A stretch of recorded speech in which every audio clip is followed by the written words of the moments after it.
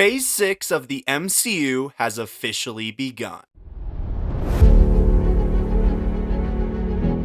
Hey guys, Caleb here from CDBS Studios, and it has officially become August 2025, and that also means that Phase 6 of the MCU has begun, and we've already had two projects released in this phase, that being the Fantastic Four First Steps and Eyes of Wakanda. And I don't really have a ton to say about this movie and this show in general, so I thought it was just easier just to smash these two into one single review. And I'm going to talk about these two and give my reviews on both of them. If you want to feel up to the challenge, leave your review on both this show and this movie in the comments below, and we can get a conversation going. Without further ado, let's move into my thoughts on the first project that released, the Fantastic Four First Steps. As many of you might know by this point, the Fantastic Four First Steps was my most anticipated movie of 2025. I put it at number one when I did that video back in January, and that has not changed over the course of this whole year, even as more trailers than that have started to come out for other movies. And I am so happy to finally say it, that the Fantastic Four First Steps was, for lack of a better word, fantastic. The Fantastic Four have had a very interesting presence when it's come to movie adaptations, as you had that first duology that was made by Tim Story that was cast really well with fun actors like Chris Evans as Johnny Storm and Jessica Alba as Invisible Woman, but the movies just were really painfully average and kind of boring at times. And then you had Fan Four Stick, which I literally don't think is ever going to be remembered by anyone outside of the funny meme line by Miles Teller where he says the name of the team at the very end of the movie with the "say that again" joke. I think that's the only reason that movie is even stuck around in our pop culture. But then you come to this movie, and every single aspect of it is firing on all cylinders. And you can really feel that Marvel took their time to make this movie. As you might not remember, but Marvel initially revealed they were making a Fantastic Four movie 6 years ago. 6 years ago, shortly after they reacquired the rights to the Fantastic Four, they made like that little video they released on YouTube that was like Marvel celebrates their movies, where they like celebrated the movies over the course of the Infinity Saga and then announced pretty much a ton of the movies that were going to be coming out during the Multiverse Saga. And that's when they first revealed the Fantastic Four was coming out. And over the last 6 years, they've bounced around between directors and writers and casting choices until they eventually finally landed on the cast and crew that we got for this movie. And it really shows that they took their time with this movie. They took their time to fully flesh out the Fantastic Four's dynamic. They fleshed out the script, the world. Everything is firing on all cylinders when it comes to this movie. And I guess the first place I'm going to start with this review is the characters.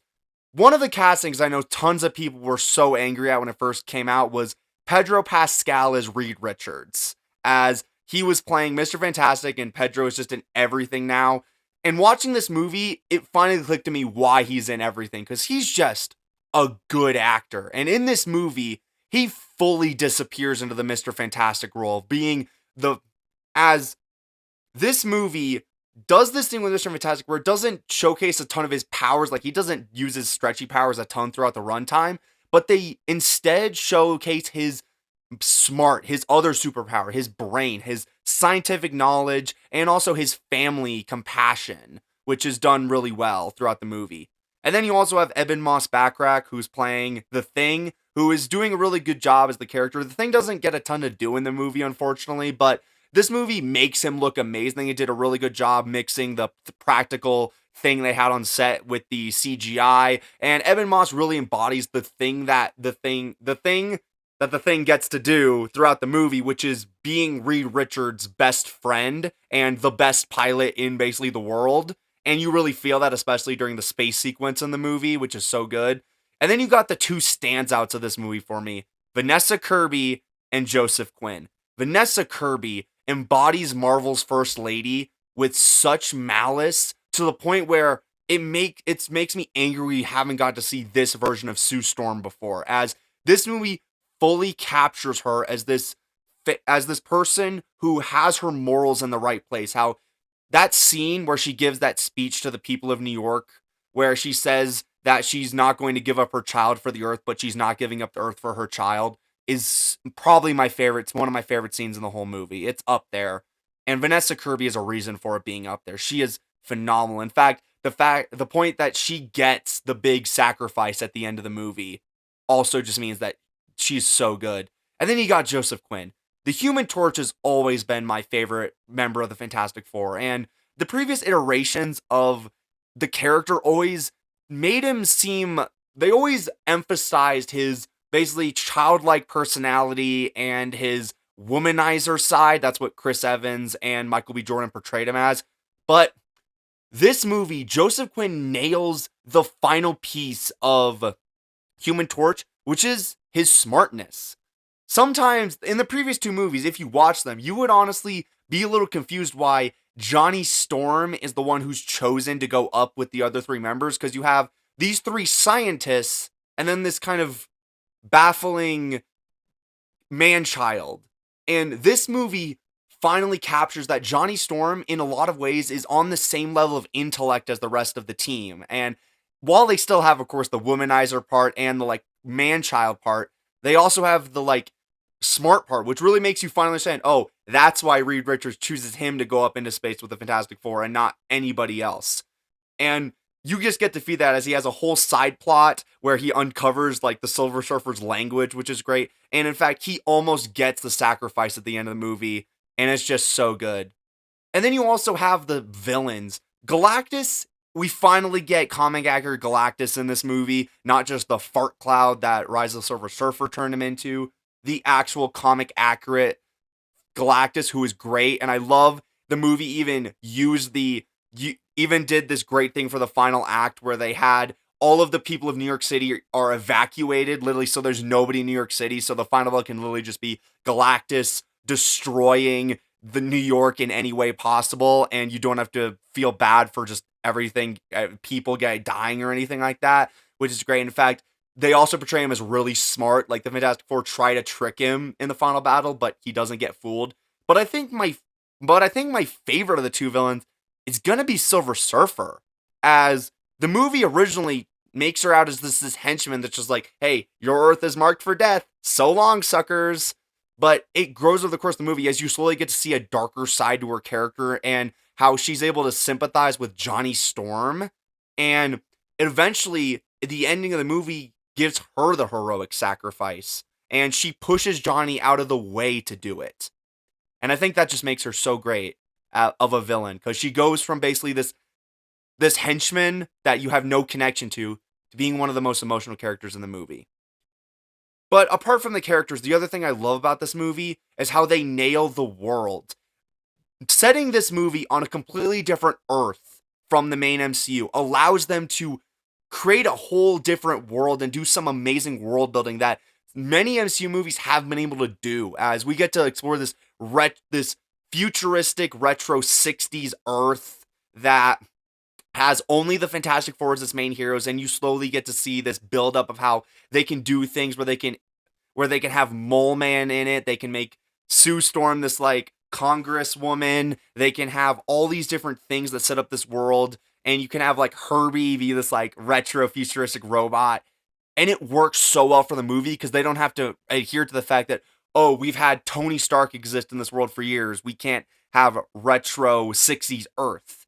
And it makes this movie look so amazing as setting it on a different Earth. In fact, watching this movie made me wish that the Multiverse Saga did more of this. Like, instead of just, because for most of the time, the Multiverse Saga has operated under this lens of either the characters from the MCU universe are going to other universes, or legacy Marvel characters are coming to the MCU, like Tobey Maguire and Andrew Garfield and all those characters.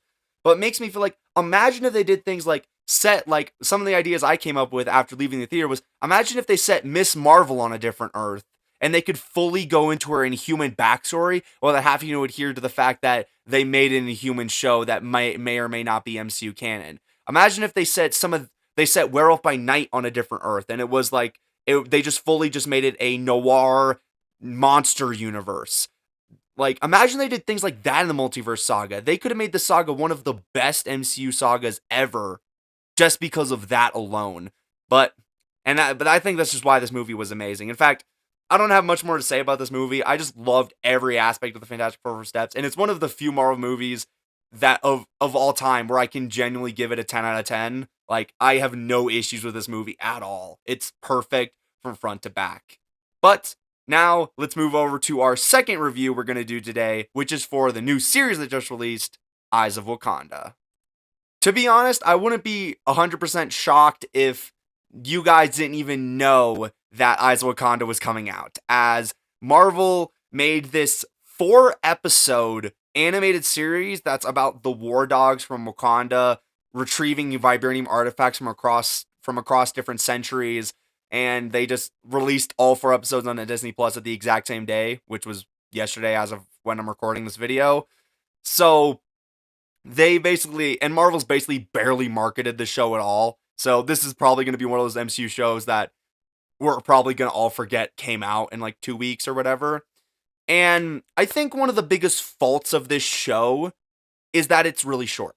I really enjoyed every single episode of this show, and it's one of those shows that makes you want more, as each episode you center on a different character going to a different era of history to retrieve a vibranium artifact, and it's just 4 episodes of that. There's no really overlapping story, there's no deep themes or anything. It's just 4 30-minute episodes, which feels really slim. In fact, when I first saw that was the case for this series, my thought, even just coming out of it, is why didn't they just make this a movie? As nothing really happens in this show that makes me think, oh, TV show. It makes me think, like, why do we not make a Black Panther movie? Or why did you not just make a War Dogs movie and have this be the plot? I don't fully understand, but I'm willing to look past that for the sake of it. And I really did enjoy most of the episode. I love that each episode was kind of in its own pocket dimension. In fact, that's what I loved the most about What If Season 1, how each episode was like its own pocket dimension kind of thing, where we just go to a different era of history, get a vibranium artifact, that's the plot of the episode. In fact, we have fun episodes like we get to go to the Trojan War for the first time in the MCU, which was a really fun episode. We got to have Achilles as the main character, which was fun. You had various other episodes that came out.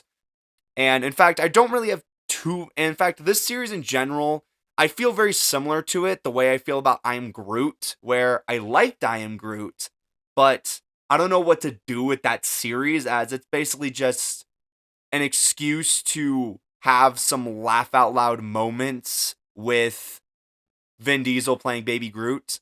And in this show is very same. It's like a fun time with some fun action and some great characters that I feel like is not going to add a ton to the MCU lore. Like, the only real lore that it adds is something that I'm not a huge fan of, which I guess leads me into my main criticism of the entire series is the last episode. If you guys remember, one of my gripes that I've had when I've talked about What If in the past on this channel is that I hate the fact that they wanted to make an anthology series, but then tried to connect it all together and try to make it a streamlined story. I thought it worked in season 1, but after that, it just went off the rails, and to the point where I'm like, just make an anthology show. Why does this need to have an overarching story? And the last episode of Eyes of Wakanda tries to set up this weird alternate story where apparently,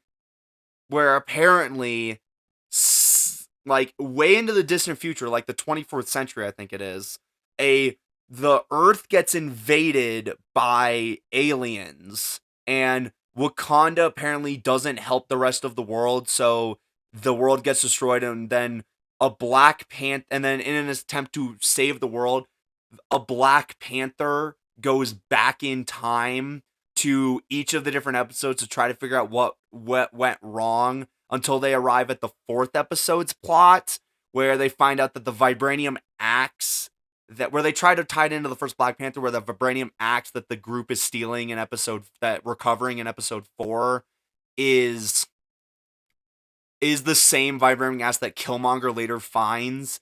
And of course, tying into the plot of the first Black Panther, Killmonger finding this vibranium axe is what sets off T'Challa to open Wakanda to the rest of the world, which will lead to Wakanda helping the rest of the world when these aliens invade, which will save the future, I guess. Which I like that as an idea or a concept, I guess, but like Marvel keeps doing, they keep forgetting how their own time travel rules are supposed to work because the show treats this episode as if, oh, the Black Panther going back in time and changing the past will delete her timeline from existence and cause it to rewrite.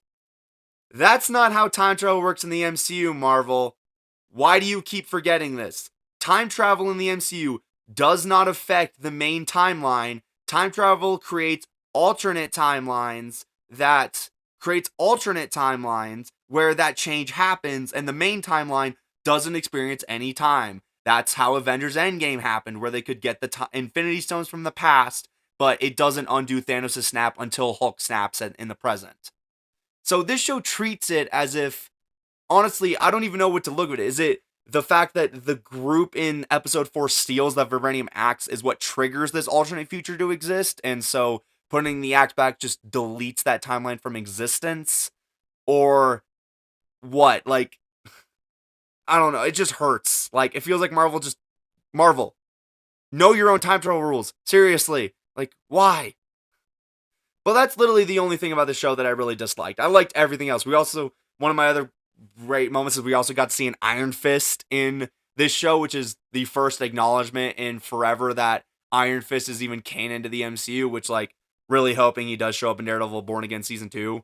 But other than that, Eyes of Wakanda is one of those shows that kind of lives in like 6 out of 10 category where I liked it, but it was way too short, where it kind of feels like it came and went, and episode 4 tries to connect the whole show together in a way that I just don't really enjoy. So I'm putting Eyes of Wakanda at a 6 out of 10. It's fine, but it's definitely maybe gonna go down in a couple years because I don't know, this show might go down as one of those MCU shows that kind of comes and goes, and we kind of all collectively forget even happened. And it's not one of those instances where we want to forget the show. It just kind of is just forgettable. So there you guys have it. My review of the brand new 2 Phase 6 projects in the MCU, Eyes of Wakanda and the Fantastic Four First Steps. One of them being literally phenomenal, 10 out of 10. The other being good, but having some major flaws that hold it back.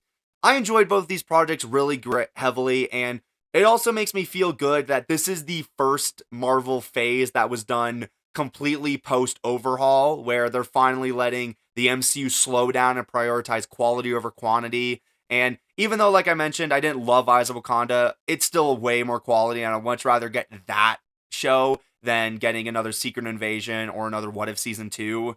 So I'm all here for it, and yeah, if the MCU can keep up this consistent quality, then they'll easily be able to rebuild they'll easily be able to rebuild the reputation they used to have back in the Infinity Saga, and it just makes me excited for the future of the MCU, especially if assuming the later things in this season in the MCU, like Spider-Man Brand New Day, the Punisher special, even the later shows this year like Wonder Man and Zombies, if they can keep up the quality of the recent MCU projects, talking Thunderbolts, Fantastic Four, and Eyes of Wakanda, then maybe the MCU will start to get some of its audience back in time for Doomsday and Secret Wars. So I want to thank you guys very much for watching, and like I said at the start of this video, leave your thoughts below in the comments. Did you like Eyes of Wakanda and Fantastic Four Steps? Did you hate them?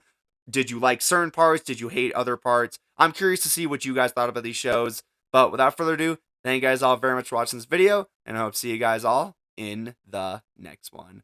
Bye, guys!